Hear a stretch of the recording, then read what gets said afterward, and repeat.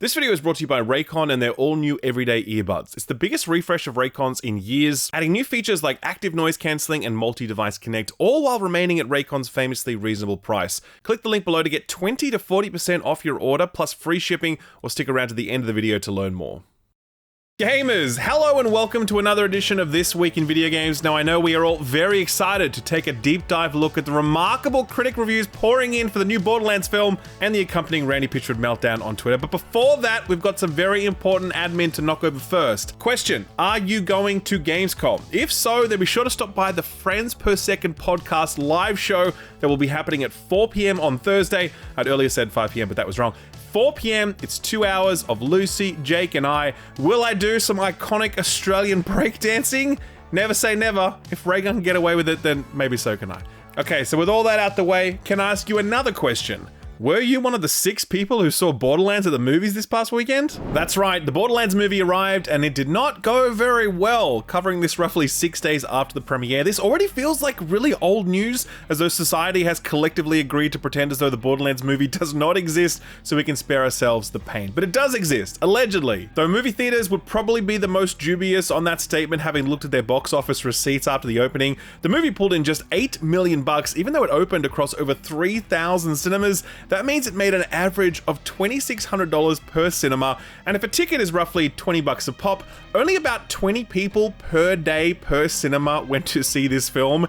If you have 5 to 10 screenings a day, there's a good chance that people watching this movie were doing so completely alone. That's exactly what happened to my friend Mr. Matty Plays when he saw it. His review of the film is up on his channel, by the way. Do check it out if you get a chance. Borderlands had a budget of over $115 million, plus an additional $30 million for marketing, which puts this film on track to be one of the biggest flops in cinematic history. And that's just the dollars and cents side of things. We haven't even spoken about the critic scores yet. Borderlands debuted to a Rotten Tomatoes score of 0.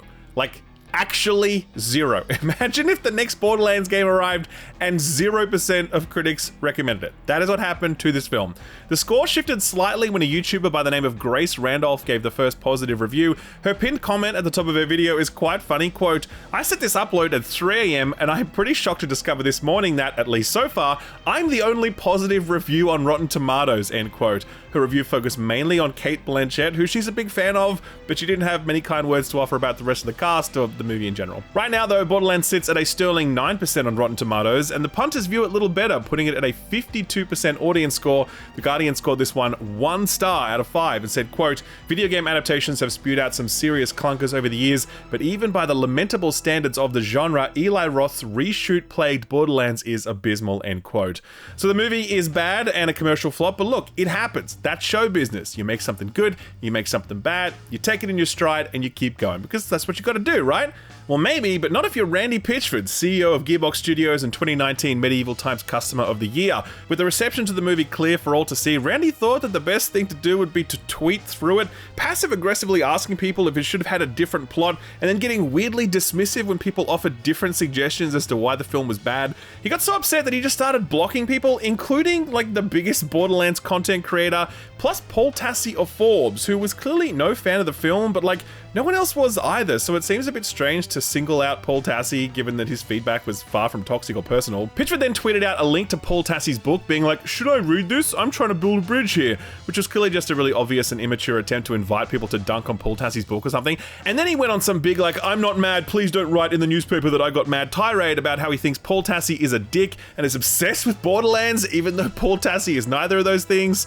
Regardless of the movie's performance or Pitchford's antics, the Borderlands games are actually getting a bump out of the movies. The Steam player counts for Borderlands 3 have recently quadrupled, as fans are no doubt keen to wash the bitter taste of the movie out of their mouth by reminding themselves that the source material is actually good, and Randy Pitchford has teased on more than one occasion that we should expect a Borderlands 4 in the not too distant future. The movie is unlikely to join The Last of Us or Fallout TV shows in the all-timers category. In fact, it's far more likely to be remembered alongside Street Fighter or the Dennis Hopper Mario movie, but the Borderlands franchise is strong enough to withstand a cinematic flop, so let's all just keep our eyes on the games going forward. Here's some rare good news. Tango Gameworks has been saved. I really couldn't believe it when I read this because it seemed almost too good to be true. But yeah, Tango Gameworks has been resurrected by a very unlikely savior. So the background to all of this is that earlier this year, Microsoft announced the closure of a number of studios, including Arcane Austin, after the disappointing release of Redfall. That did sort of make sense, but the fact that Microsoft were also shuttering Tango Gameworks made absolutely no sense at all. After all, the studio had found modest success with The Evil Within 1 and 2 and with Ghostwire Tokyo, but they found huge success with Hi-Fi Rush, the rhythm-infused action game that Microsoft themselves said exceeded all their expectations. The closure of that studio after delivering something so excellent felt like a real betrayal and really shook faith in the Xbox brand in a way that still resonates to this day, I think. A few months after that, the studio did push out the final update for Hi-Fi Rush. They said their goodbyes on Twitter, and that was all she wrote. Until all of a sudden, just a few days ago, a press release hit our inboxes announcing that Krafton, the publisher behind games like PUBG and Callisto Protocol, were acquiring Tango Gameworks and the Hi-Fi Rush IP. Here's what Krafton said, quote, "Krafton Incorporated today welcomed the talented people of Tango Gameworks to their team, marking an exciting moment in the company's global expansion and its first significant investment in the Japanese video game market. The strategic move will include the rights to Tango Gameworks' acclaimed IP Hi-Fi Rush. As part of this strategic agreement, Krafton intends to collaborate with Xbox and ZeniMax to ensure a smooth transition and maintain continuity at Tango Gameworks, allowing the talented team to continue developing the Hi-Fi Rush IP and explore future projects. Krafton intends to support the Tango Gameworks team to continue its commitment to innovation and delivering fresh and exciting experiences for fans," end quote. Both the Evil Within and Ghostwire Tokyo IPs will remain with Microsoft, at least for now, but it's clear that Krafton sees big opportunities with the Hi-Fi Rush IP and plans to pursue those first and foremost. And that's awesome, because that game was fantastic, and I can see a bright future for not only a sequel, but like an animated series, or wherever else Krafton want to take things. Either way, I'm just glad that Tango will live on, and with the same staff, since Krafton have invited all former employees back to the company to recommence their employment. It's a sort of fairy tale ending that you just don't see very often, especially these days. Alright, so here's a weird story. Deadlock is the next game from Valve. You know how I know that? Because right now, as I write this script, over 14,000 people are playing it. And that's off peak, mind you. It's actually peaking at around 23,000 concurrent players. That's like 10 Concords. Not bad for a game that technically does not exist yet. Because yeah, Deadlock has not actually been officially announced by Valve. It's a new game being developed by them, led by IceFrog, the person who created Dota 2, and it's currently in a closed invite-only alpha test. There is gameplay all over the internet because there's just too many people playing it to stop that from happening, and as of yet, Valve, the company making this video game, have not officially acknowledged that this game actually exists. So this is weird, right? It's definitely weird, which is maybe the reason that Sean Hollister of The Verge chose to report on his impressions of Deadlock this week. He published an article based on his time playing the game, and he copped a lot of flack for doing that because when you boot up Deadlock, you actually get a pop-up politely asking you to not discuss it publicly. It's not an NDA, by the way. No one playing this game is under NDA, but Valve are essentially operating under an honor system, at least when it comes to press and content creators. Hollister published his article and then had to update it to include a new revelation. He'd been banned by Valve. They disabled his ability to matchmake in games, so his Deadlock days are done, but they didn't DMCA strike his article, nor have they publicly admonished his reporting. They just made sure he couldn't play the game again since he didn't honor the request that he not share his personal impressions. This resulted in a lot of discourse, with some arguing that his actions were deeply disrespectful and unprofessional, while others argue that it's the job of games journalists to do journalism. And besides, there was no NDA in place anyway. It was similar to the discussion around the Insomniac hack. Do you report on the outputs of that or not, given how that information was obtained? It speaks to the tension of what it means to cover and critique games, where journalists and commentators want to respect the work and wishes of the creatives who make games, but are similarly motivated by their desire to service their audiences with scoops and insight. That's a challenge at the best of times, but particularly here, given that this is a game that literally tens of thousands of people have access to and are playing. Is the Games Press supposed to not report on a game being released by the largest platform holder in all of video games? Personally, I think the truth is somewhere in the middle here. Valve are not trying to silence The Verge. They can say whatever they like, and indeed lots of publications have been reporting on Deadlock for months now. All Valve's doing is enforcing their request that you not share personal impressions of gameplay, and the only way they're doing that enforcement is by limiting Hollister's access to the game. I don't think that Hollister is unprofessional for covering this in the way that he did, though he would have surely known he'd get some blowback for it, but nor do I think that journalists and content creators are negligent if they don't publish an impressions write-up or video. It's perfectly fine to respect the wishes of game makers if that's how you want to cover this industry.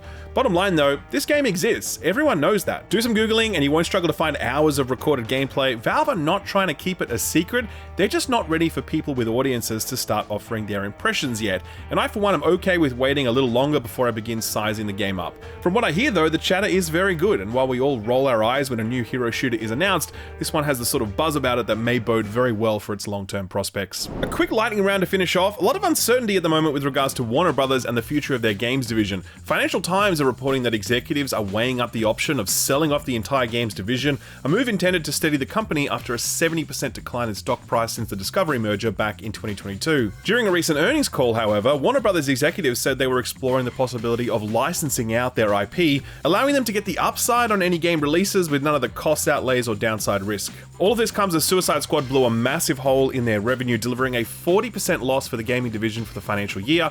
That Hogwarts Legacy director's cut cannot come soon enough, it seems. Speaking of media properties, you guys remember High on Life? It dropped 2 years back and was sort of like a Rick and Morty video game. Unsurprising, given that it came from a studio founded by Rick and Morty co-creator Justin Roiland. Anyway, it's all come full circle now, as High on Life is getting an animated series. It's being produced by JB Smoove, who you might remember from Curb Your Enthusiasm, and Justin Roiland is not involved, unsurprisingly. So that adaptation kind of makes sense, but this next one doesn't. Remember Kingmaker? No, you don't, because it's not even out yet. It's literally just a trailer at this point. It's the one that looked like a medieval RTS until all of a sudden a redneck in a pickup truck came barreling through a time portal and starts mowing down infantry with a minigun. It captured our attention immediately, and it seems to have caught the attention of Hollywood as well, as the game is now locked in for a film adaptation.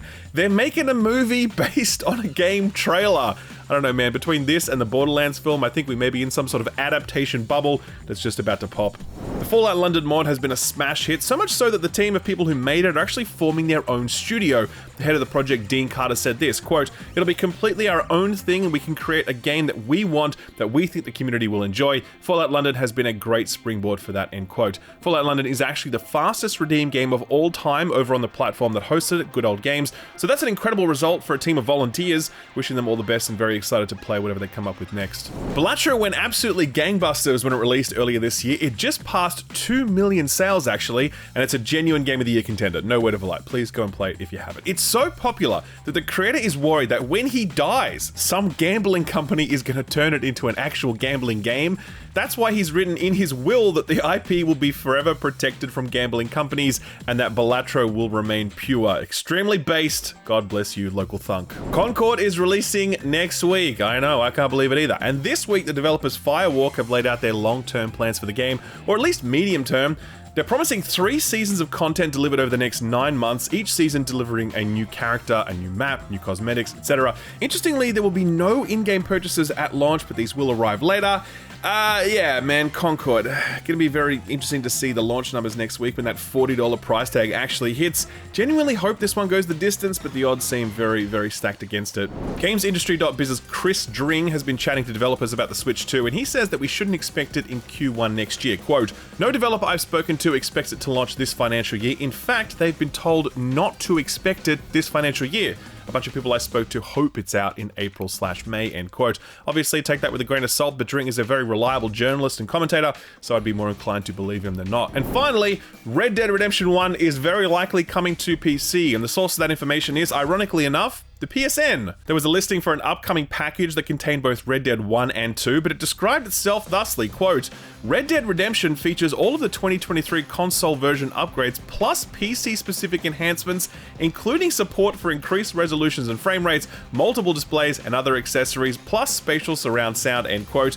Kind of weird for an official listing to reference a PC port that's not even announced yet, but there have been weirder ways the games have been revealed. Take-Two has since corrected the listing, scrubbing all mention of the PC port, but the barn door is open and the proverbial horse has bolted. PC bros, the wait will soon be over. Some quick sales data to top you off since it's earnings call season, and there's a lot of it. Remedy is perfectly sustainable, but it's currently running at a modest loss despite growing revenues, and sadly, Alan Wake 2 has still not generated any profit. The game is still exclusive to the Epic Games Store, so, you know, maybe have a think about that one, Epic Games. Take-Two is still pulling in about $1.2 billion in net bookings, but that's offset by a $262 million loss associated with Zynga, the mobile publisher they acquired a few years ago that's turned out to be one of the worst acquisitions in video games history. This probably doesn't matter all that much though, as GTA 6 is locked in to release next year and will generate more money than all of the Saudi oil fields combined. Bandai Namco sales are up a whopping 56% for the quarter. You know why? That's right. Shadow of the Erd Tree, baby. Meanwhile, Sega Sammy's game division has seen strong growth this past quarter, bookings up 30% thanks to Shin Megami Tensei Vengeance performing well, as well as their 2023 acquisition of Angry Birds maker Rovio, which has seemed to have done pretty well for them. Sony's quarterly sales do not paint a rosy picture on the hardware front. PS5 console sales are down a whopping 27% year on year, a disappointing result but far less than the 40% reduction that Xbox and Nintendo are seeing at the moment. Game sales are also slightly down this quarter, reflecting the fact that it's been a quiet period in the industry, but total revenue is largely stable owing to better foreign exchange rates and growth in PS Plus revenue. Square Enix continues to go through it, with net sales down 18% year on year, reflecting underperformance on key titles like Final Fantasy VII Rebirth and the decommissioning of a number of live service bets. The company recommitted itself to its streamlining and efficiency efforts, as well as the move to a multi-platform publishing model. There was also a recent leak about the imminent release of a PC port for Final Fantasy XVI, so I wouldn't be at all surprised if we heard something about that at Gamescom. And finally, one studio closure this week. Ready at Dawn, makers of the Order 1886 and one of the best ever VR titles, Lone Echo, is no more. The studio was founded back in 2003 by former Naughty Dog and Blizzard employees and got its start by making games for PSP. The Order was a very divisive PS4 release, praised for its visuals but lambasted for its simple gameplay and extremely short runtime. Their pivot to VR saw them acquired by Meta in 2020, but given that Meta are burning around $5 billion a quarter trying to make the VR segment a thing, some cost cutting was inevitable, and Ready at Dawn is now one of those cut costs. The number of staff laid off is unclear, but it's known to be less than 50. Hopefully they can find new gigs soon, though that is a very tough ask in this current wasteland of layoffs and closures. So what got announced or delayed this week? Well, Disney held their annual D23 event, which is where they show off their upcoming slate of TV shows, movies, and games. Or at least we thought it'd be games, because all we actually got was the reveal of a Marvel-themed Fortnite season with lots of Marvel skins and other Marvel stuff. And look, I actually like Fortnite. Dislike button's right there, please go to town, I deserve it. But with so many Marvel games currently in development at so many different studios, I was hoping we'd get something a little more meaty than a glorified Fortnite Battle Pass reveal. Here's an announcement that's actually cool. Ralph Colantonio was one of the co-founders of Arcane Studios, the studio behind games like Dishonored, Prey, Deathloop, and that other one, which we won't mention here.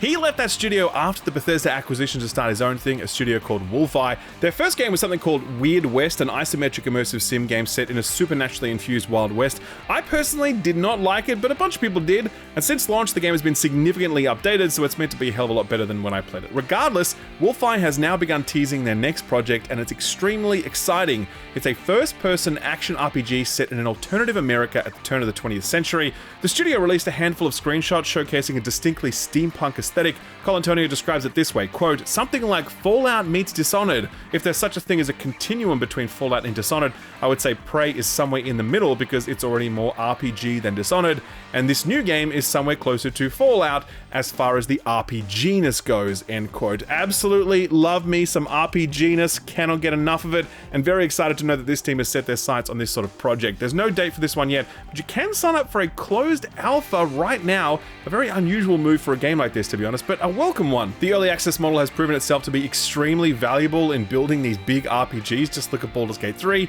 and if this team want to involve players in the early phases of development, then that's likely only going to result in a better final product. Speaking of Bethesda, QuakeCon happened this past week, and similar to Disney, no big announcements to write home about. There was the reveal of a new edition of the classic Doom games, 1 and 2. It's still Doom, but now it features a new episode called Legacy of Rust, developed by id and Night Dive. It also features 25 new multiplayer maps. All told, this package contains 187 campaign missions and 43 deathmatch maps. You can purchase this at various storefronts, and it's also available right now on Game Pass. In the mood for another extraction shooter? No, but this one actually looks kind of cool. It's called Hunger, and it's set in the Napoleonic era. There's some plague shit going on here as well, some strong horror vibes. The brief snippet of gameplay we got at the back end looks very similar to something like Hunt Showdown, and yeah, given there's no other game quite like Hunt, I think there's room for at least one more of these sorts of games on the market. No date for this one yet, but it's arriving sometime in 2025. It feels like every 6 weeks we get a new DBZ game announced, and I guess it's about that time because here comes another one, and this time it's a MOBA. For real, Dragon Ball Project Multi is a free-to-play 4v4 MOBA set in the DBZ universe. It's kind of hard to tell what the game actually looks like underneath all of the overlays and particle effects applied to this trailer, but it does look fairly simple, which is unsurprising given that it's headed to mobile platforms and PC. No release date for it yet, but there's a beta test that's running next week, which you can sign up for right now on the game's website. Lollipop Chainsaw Remastered was scheduled for later this year, but for whatever reason, it's arriving early. It'll now ship on September 12th for all platforms. All the craziness from the original, but sadly, none of the original OST. Star Wars Jedi Survivor will go down as one of the worst PC ports, one of the best games released last year, and soon that game will make the jump to last-gen consoles. That was announced a little while ago, but now we know that on September 17th, Jedi Survivor will be available for PS4 and Xbox One. I am very interested to see how that game will run on those platforms. Very excited about this next reveal. Descenders is getting a sequel. If you missed it, Descenders was a great downhill mountain bike gaming that was doing downhill racing well before Ubisoft's Riders Republic were doing it. Ironically though, Descenders Next is going the same route as Riders Republic in that it now has a number of downhill sports, including snowboarding, mountain boarding, and more to come later. It looks like a good time, no date yet, but sometime next year is likely. And finally, A Quiet Place: The Road Ahead is a single-player horror experience based on the films, but this is an all-new original story set in that universe. It's being developed by Stormwind Games and published by Saber Interactive. It arrives October 17th for all platforms bar Switch. One delay announcement this week, and it's not too surprising. Terminator Survivors is a survival game set in the Terminator universe. Bet you couldn't have guessed that from the title. This was meant to launch into early access like next month, but we still haven't seen a lick of gameplay, so to now hear that the release has been pushed into 2025 makes a lot of sense. No specific release date for this one yet, but I will keep you posted because I am more than a little interested in this one. So what came out last week? Well, that Warhammer 40k Speed Freaks game launched into early access. This is the one that's kind of like free-to-play Twisted Metal set in the 40k universe. No critic reviews for this one at this point, given it's fairly niche and only in early access, but it's 74% mostly positive on Steam. Most of the negative reviews relate to a lack of content, which is standard for early access releases, as well as complaints about the game's monetization, which is standard for free-to-play games. General consensus is that this is a solid foundation, and with some more time, content, and some improvements to the cash shop, it could have a decent future ahead of it. Creatures of Ava is one we've had on our radar for a while now. It's that Monster Hunter collecting game where you don't have to make them fight, but rather work alongside them. A nice premise, and it's great to see it land so well. 89% very positive on Steam and a strong 78 on OpenCritic. GameSpot really loved this one actually, scoring it a 9 and saying, quote, "Thanks to its blend of platforming, puzzles, and combat, all set in a wonderful world, Creatures of Ava reminds me of a kind of action-adventure game that is seldom made anymore. It's both nostalgic for yesteryear while also creatively reinventing traditional elements of the genre. It routinely defies tropes in every corner of its world, yet still feels like the sort of game that is approachable, familiar, and easy to love. With a story that goes harder than one might expect and gameplay that routinely throws new tools and challenges in front of you, Creatures of Ava is surely one of the year's coolest surprises," end quote. Not a bad endorsement. That one's available right now on PC and Xbox via purchase or Game Pass. No word yet on a PlayStation or Switch release. Cat Quest 2 continues the series tradition of being a solid cat-based RPG. People on Steam are loving it, 94% very positive and a strong 81 on OpenCritic.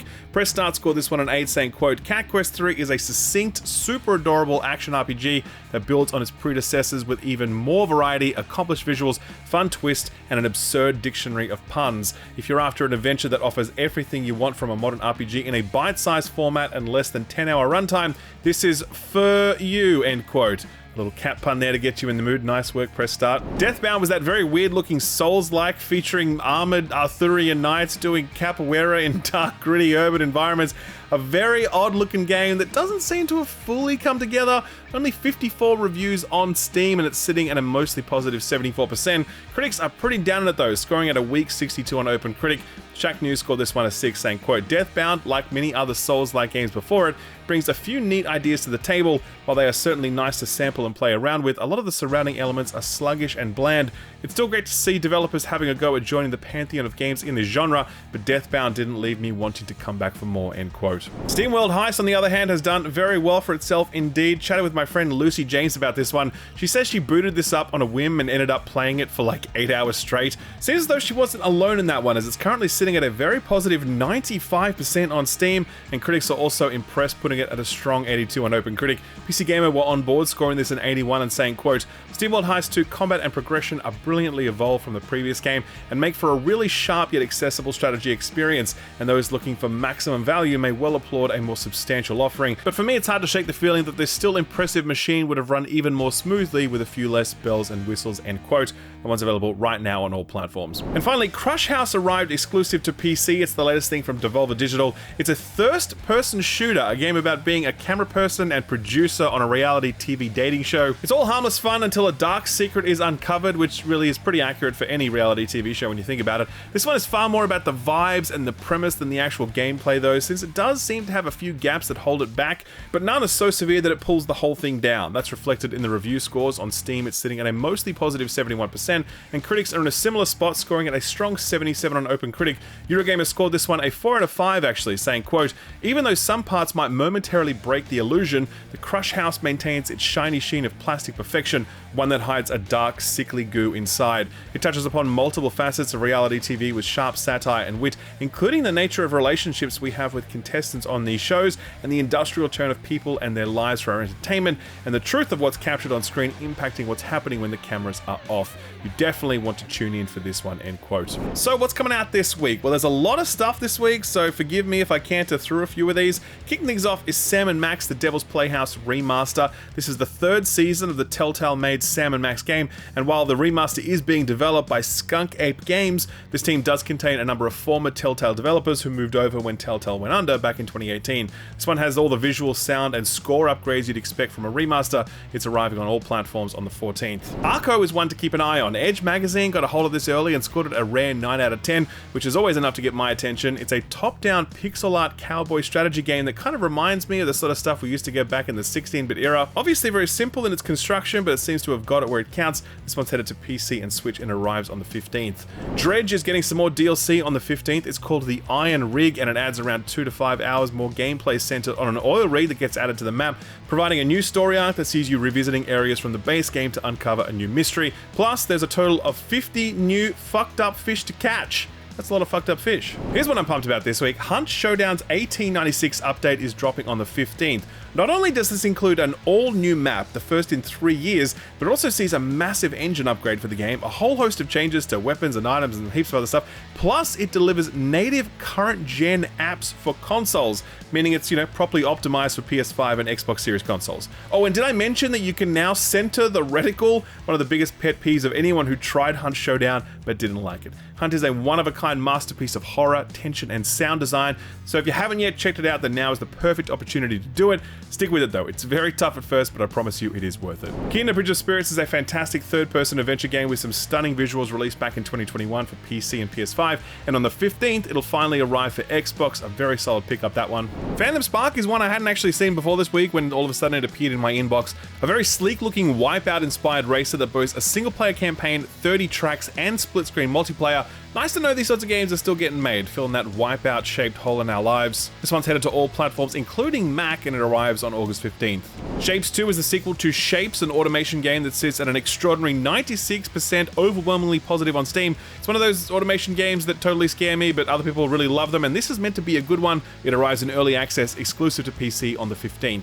Sins of a Solar Empire 2. Man, I really feel like this one snuck up on us. I remember hearing this was announced a while back, and then we heard absolutely nothing until all of a sudden I spotted it on the release schedule for this week. It is out this week, and it continues to be a very intimidating real-time 4X game set in space. An absolutely incredible sense of scale at play at all times, allowing you to zoom right into specific ships and then immediately zoom out to view the entire solar system. A real cult classic, the last one, so let's hope this one delivers as well. Intravenous is a game that comes extremely highly recommended by our man Edmond, and so he is very excited about the imminent release of Intravenous 2. It's a top-down stealth game with a focus on immersive storytelling. Yes, he does reference Metal Gear in his praise of it. It does look pretty rad, and it's out exclusive to PC on the 15th. Feed the Deep is that one we shouted out a little while ago, and I put this on your radar segment. It's that one from the guy who designed Jetpack Joyride and Fruit Ninja. It's a roguelike about diving beneath a city to feed the eldritch beast that lurks beneath. It's exclusive to PC and it arrives on the 16th. There's a new Madden game dropping this week after the release of college football. I am fresh out of American football jokes, so Yanks, you get a pass on this one. Enjoy yourselves. Black Myth Wukong finally arrives on the 20th, exclusive to PC and PS5. Reviews for this one actually dropped this week, but sadly I did not get a review code. I did try desperately to get my hands on one, but it just didn't come, and sadly, I'm going to be at Gamescom when Wukong actually releases, and I have a ton of hands-on preview sessions booked, so unfortunately, I will miss the Wukong boat altogether. It's not for lack of trying though, believe me, so I wanted to update you on all of that. We'll be sure to do a regular review roundup in the news show next week. And finally, there's a new Guild Wars expansion dropping this week. Who'd have thought it? Not me. Good thing I've got a guy on my staff who's as obsessed with Guild Wars as I am with Destiny. So much so that ArenaNet personally invited him to play the expansion early. That is a true story, by the way.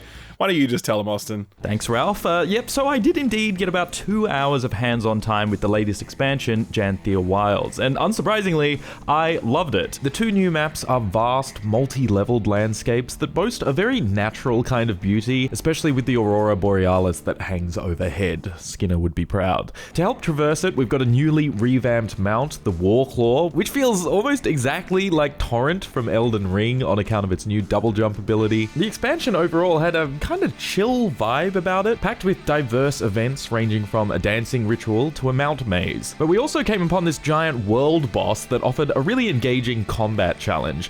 Tons of projectiles to dodge, stack mechanics, and a phase where we had to mount up on our war claws to bring down the boss with this chain pull ability. Very cool. That's not the only addition to combat though. The new spear weapon gives every class a bunch of new abilities, and honestly there's some of the most nuanced and flashy skill sets in the game. For example, my ranger can use one skill to stealth, which then infuses my next ability with an animal spirit for bonus effects. The new player housing system is also impressive, easily one of the most robust housing systems in any MMORPG, allowing you to freely fly around, reposition and scale objects like you would any 3D software. I have some concerns with the expansion's replayability at launch, but otherwise everything I saw was very promising. There's a detailed write-up of my thoughts over on the Patreon, and you can expect my full review of the expansion sometime after it launches on the 20th of August. Alright, thanks Austin. That's everything coming out this week, but there's always more on the way after that, so put this on your radar. Where are you hiding? The more you hide, the more agents we send. And the more agents we send, well, come on out, you big bitch. Okay. So last year, a studio by the name of Strange Scaffold put out a game called El Paso Elsewhere. Imagine Max Payne with creepy demons instead of hired goons and you're halfway there. Very solid title. In April, the same studio released a game called Life Eater, a creepy horror game where you film your victims and then edit the videos on some dollar store version of Adobe Premiere. Last month, the same studio released a game called Clickolding, a game where you need to keep clicking a button in order to survive a hostage situation, your kidnapper watching and getting very unsettling gratification with every click. Again, great game. Believe it or not, the team is back at it again with something called I Am Your Beast, and it's totally different from anything they've recently done. It's best described as like a first-person take on Hotline Miami. You have to hunt down the military-industrial complex on a revenge mission that involves a hell of a lot of shock and awe, speedrunning your way through different scenarios with the sort of precision that'll make people do that "oh my god, it's Jason Bourne" meme. The studio is clearly looking to upend the traditional development model, focusing on smaller projects delivered really quickly, and in an era where it feels like even indie games take like 4 or 5 years to make, this does seem like an approach worth stress testing. If you're at all interested, I've left a link to I Am Your Beast over on my Steam Curator page, which also has links to all of the other Put This On Your Radar stuff I've recently covered. I'll leave a link to all of that below the like button. Sort of free stuff time now, and not a lot to shout out this week. Epic got us covered though, as always. Right now you can still grab some free stuff for Apex Legends, since that's now available on the Epic Games Store. Signy All Guns Blazing is a day one new release shmup published by Konami. Fairly middle of the road reviews on Steam, but hey, can't argue with the price tag. Fighting game DNF Duel is currently on offer, but later this week, all 3 offerings will be replaced by Death's Gambit Afterlife, a new and expanded edition of a very solid 2D Metroidvania Souls-like release back in 2018. I actually played this one and I quite enjoyed it, so I do recommend checking it out if you get a chance. Crash Bandicoot Insane Trilogy just got added to Game Pass. It continues to be extremely funny that Crash games are now property of Microsoft. And finally, to cap it all off, don't sleep on Amazon Prime Gaming this month. Their monthly lineup continues to roll out, this week serving up Baldur's Gate 2 Enhanced Edition, Hard West 2, Stray Gods the role-playing musical, and a few more. That's in addition to a boatload of stuff still available from weeks prior. Definitely log in and check this stuff out if you happen to be an Amazon Prime subscriber. There's a lot there. A lot of it's really good. Okay, been an absolutely massive show this week. One of the longest yet, so we gotta keep this week's Feelgood Story of the Week punchy. So how about we do it by the numbers, literally. We are approaching the 1-year anniversary of Baldur's Gate 3's 1.0 release, and to celebrate, Larian released a few stats to showcase just how some of us have chosen to spend our time in the Forgotten Realms. On the more wholesome side of things, Scratch the Dog has been petted over 120 million times. Somehow he still wants more though. Dogs are like that. 1.9 million people managed to turn themselves into cheese, as you do. 3.5 million people were whisked away to a secret dinosaur-filled location, so secret that I didn't even know that existed until I read these stats. 1.1 million people chose to have sex with the Emperor, with 37% of those fulfilling all of their tentacle porn fantasies at once by doing it with the Emperor's Mind Flayer form. And last but certainly not least, 658,000 people managed to get their freak on with the Druid Halcyon, with nearly 200,000 of those going extra freaky and extra furry by doing it with the bear form. To be honest, I would have thought that number would have been a hell of a lot higher, but hey, there's always room for improvement on a second playthrough. All right, ladies and gentlemen, we are done. We are out of here. I'm going to be on a plane to Germany very soon, so the schedule for next week's show may be a little funky, but I've got a ton of exciting hands-on stuff coming up. Stuff I can't talk about yet, but you're going to love it, trust me. If you're there, don't forget to stop by the Friends Per Second live show, 4 p.m. on the Thursday. Would love to see you there. If you're not going to be there, I still appreciate you. Thank you as always for stopping by. Don't forget to hit the like button on the video if you enjoyed yourself. Always appreciate that. And a big thanks to this week's sponsor, Raycon. Listen, I know that you know what Raycons are. You've seen them all over the internet for years, including from myself. I've been partnered with Raycon for like 4 years now. Massive shout out to them, by the way, for the support they provided the channel. So you think you've seen Raycons 100 times before, but you haven't seen these Raycons, because for the first time in years, Raycon has done a full refresh of their flagship offering, their everyday earbuds. This new model is an evolution of Raycon's already incredibly solid and reliable product, improving every aspect of it while also adding entirely new features. On the improved side of things is the design, which is even more comfortable and ergonomic than before, and their in-ear design means that they stay on your ears way better than many other earbuds. There's also improved battery life. These things will go up to 32 hours now, 8 hours of direct playtime, and a fast charging case that gives you 90 minutes of playback in just 10 minutes of charging. In terms of newly added features, the everyday earbuds now have active noise cancelling, and this is a feature that you usually have to pay like a premium for from other brands, but Raycon have just added it while maintaining their same affordable price point that they've always been famous for. There's also now support for multi-point connectivity, meaning you can sync 2 devices at once, and the earbuds will automatically switch to whichever device is outputting audio. It is super convenient being able to sync these things to like an iPhone and an iPad at the same time. They even went the extra mile with the case, since in addition to your choice of colors for the earbuds, you can also buy a case protector that comes in a range of additional colors. I got the yellow sunset option, making it a lot easier to spot when I leave these things laying around my house, which is what I usually do. These everyday earbuds are brand new. They just arrived and they deliver so much value for money given how much functionality is baked into them given the price. I've used them for literally years now and have always been impressed with their performance and reliability. Hell, I actually own a few pairs of these because I like to keep one by my bedside that I just use at nighttime or whatever, and I keep one in my gym bag so that I don't accidentally forget to put them in my gym bag and then I have to go to the gym without earbuds, which really annoys me. If you want to grab a pair for yourself, then you're in luck because Raycon are doing a special deal for viewers of this channel. Visit buyraycon.com/skillup for 20 to 40% off your order and free shipping. That link is below and it's pinned in the top comment, but it's buyraycon.com/skillup for 20 to 40% off plus free shipping. Thanks Raycon for sponsoring the video and thank you for watching it.